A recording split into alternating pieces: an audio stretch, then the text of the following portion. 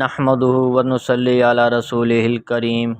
اما بعد فاعوذ باللہ من الشیطان الرجیم بسم اللہ الرحمن الرحیم الصلاۃ والسلام علیک یا رسول اللہ وعلی آلک واصحابک یا حبیب اللہ۔ آج کا ہمارا حدیث کا بیان ابو ہریرہ رضی اللہ عنہ کہتے ہیں کہ رسول اللہ صلی اللہ علیہ وآلہ وسلم نے فرمایا، جب تم میں سے کوئی نماز پڑھے تو اپنے جوتوں کو اپنی دائیں جانب نہ رکھا کرے اور نہ بائیں جانب، کہ اس طرح وہ کسی دوسرے کی دائیں جانب ہوں گے۔ ہاں، اگر اس کی بائیں جانب کوئی اور نہ ہو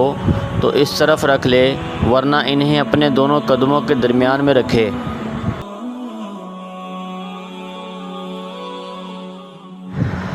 ابو ہریرہ رضی اللہ عنہ سے روایت ہے کہ رسول اللہ صلی اللہ علیہ وآلہ وسلم نے فرمایا، جب تم میں سے کوئی نماز پڑھے اور اپنے جوتے اتارے تو ان کے ذریعے کسی کو تکلیف نہ دے، چاہیے کہ انہیں اپنے دونوں پاؤں کے بیچ میں رکھ لے یا انہیں پہن کر نماز پڑھے۔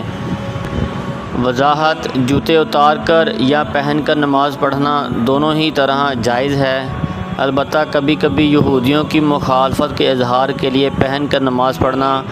احیاء سنت کی نیت سے باعث اجر و فضیلت ہے، مگر خیال رہے کہ یہ کام بے علم عوام میں فتنے کا باعث نہ بنے۔ کسی بھی مسلمان کو کسی طرح سے اذیت دینا حرام ہے۔